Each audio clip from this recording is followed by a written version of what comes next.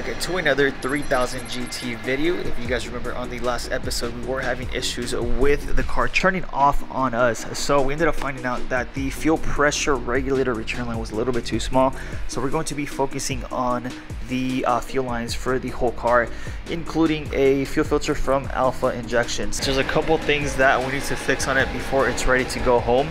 So I did want to go ahead and put on an extended oil pan, as this one seems to be slightly dented, and these cars have a very common issue where if you have a dented oil pan, you tend to starve the engine. So you do not want to have that, because a engine rebuild or just engine replacement is super expensive, and it's just a safe bet to go ahead and just get the extended oil pan. It looks like we're gonna have to be dropping the transfer case, the downpipe, this right here, the starter, and we're gonna have to go ahead take off the axles. So as you guys can see, the axles are in pretty bad shape as well, so we might as well get those rebooted, and we might as well clean up all of this since it's going to be out, you know, put everything back up there, refurbished nice and clean, and take the car home in pretty good condition. So the front of the fuel rail doesn't have anything, so we do have this fuel rail fitting that we're going to be using to be able to run the feed line all the way through the fuel filter and onto the feed of the tank.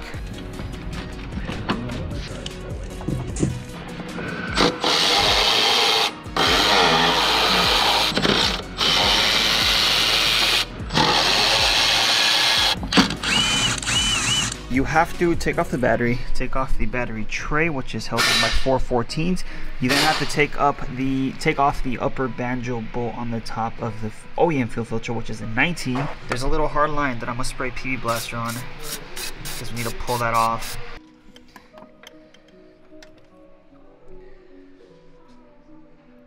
Okay, I'm gonna try to explain it as best as I can. We went ahead and removed the fuel filter. So it's just held on with a bracket, 2 12s on each side, and then you go ahead and grab a 19 and 14, so you can go ahead and remove it off the OEM line down here. So first of all, we're gonna go ahead and run a -6 AN line from the front of the fuel rail down into the fuel filter, down into the tank. That's one thing. Now for the return, this means the bottom of the fuel pressure regulator, we're going to have to go ahead and remove that fitting, which is the -6 male. It's attached to a hose that is attaching to the OEM line right here, and as you guys can see, it's quite small, so that's what's causing our fuel system issues within the car.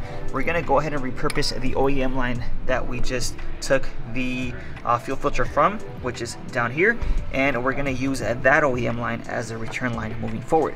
So the way you do that is there is a converter fitting that you're going to have to put on the OEM line, and that turns it into a -6 AN line that we can then run into the Turbo Smart fuel pressure regulator here. So it's a bunch of fittings. I went ahead and ordered most of the stuff on Amazon and eBay, so I wouldn't link this stuff down in the description for you guys to get, so you guys don't have to look for it. The converter fitting that you're going to need, this goes straight into the OEM line. Just be really careful, make sure you clean the thread so you don't cross or anything, and this is what's going to convert your OEM line into a -6 AN fitting. There you go. Okay, so this is for the fuel pressure regulator. So you guys can see here, this is the return line. Basically turns into a barb to run the hose. All we're going to be doing is running a straight -6 line down there. How much? Measure that out. Okay.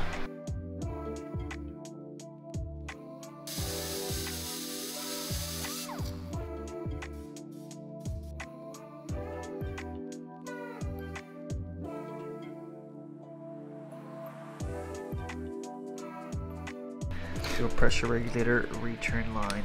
Alright, so bottom of the fuel pressure regulator, this goes onto the OEM hardline with the fitting that was converted over to a AN. Okay, so the Turbo Smart fuel pressure regulator is set up. We have the return line going to the OEM line down there, and then we have the real fuel rail AN line going to the side of the fuel pressure regulator. Vacuum line's hooked up. We should be able to have adequate fuel pressure now. All we have to worry about now is running a feed line from the front fuel rail, which we have right here, already put the fitting on, all the way down to the fuel filter from Alpha Injection, and then all the way to the feed in the gas tank. The fuel system should be completely changed out. So fuel filter, fuel pump, injectors, AN lines. It's even E85 compatible now. So we'll leave it a little loose? Yeah, just to give us play down there. Okay. But that clearance, that 45 all the way down, and it's like right down there. So we're gonna have to end up cutting this, attaching the alpha injection fuel filter, and then running the rest of the line towards the back and connect it to the gas tank.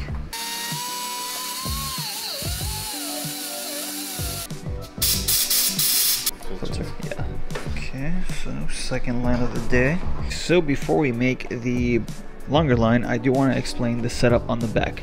This used to be our previous feed line, which is now our new repurposed return line. As far as the new feed line, we are going to have to bring it from the fuel filter all the way back and attach it to where the other end of this line is, which is by the gas tank. Go ahead and loosen this up, and then we can go ahead and lower the car and go towards the trunk and get to the top of the gas tank.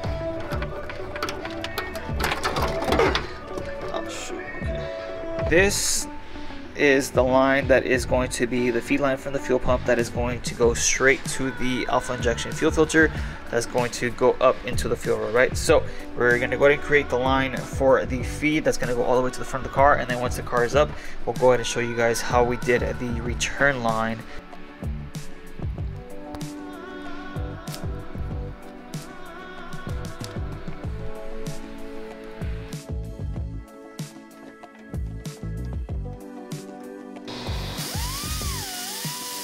Yeah, it's got a weird name. Goes like this. We got the alpha injection fuel filter bolted up to the chassis. We have the line going all the way back to the fuel tank where the feed is, and of course we're just gonna go ahead and tighten all the zip ties, make sure everything's tight and tucked, and then we're gonna focus on the return line.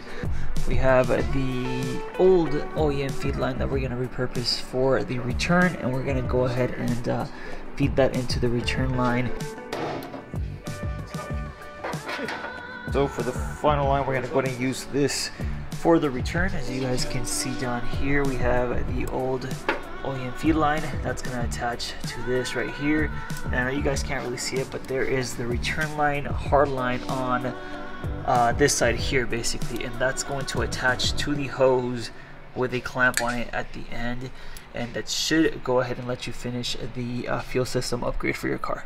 Just like that, the return line is installed. We're free to pretty much start the car, get a quick startup check for fuel leaks, and we should be done with the fuel system upgrades.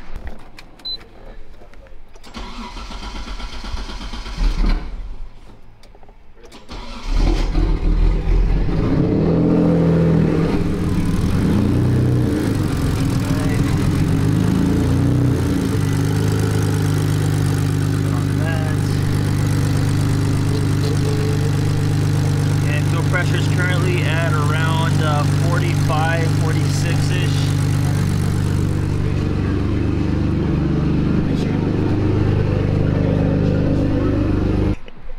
Look at the ground. Oh shit. What a return. It is a return though, right? It is a return, yeah. Okay. I haven't tightened enough. Alright guys, we're gonna call it a day. It's getting pretty dark already, and the VR4 seems to be running. Obviously we have a leak on the return line, so I'm gonna have to double check that later. Of course, we still have to do the extended oil pan, reboot the axles, and pretty much clean up everything under there, just for this thing to be ready to come back home. I'm super excited because it's been at the shop for like 2 months now. So yeah, if you guys have any insights, any comments, you guys let me know in the comment section. Otherwise, I'll let you guys go here. Again, huge shout out to Ming's Performance. I'll see you guys on the next one.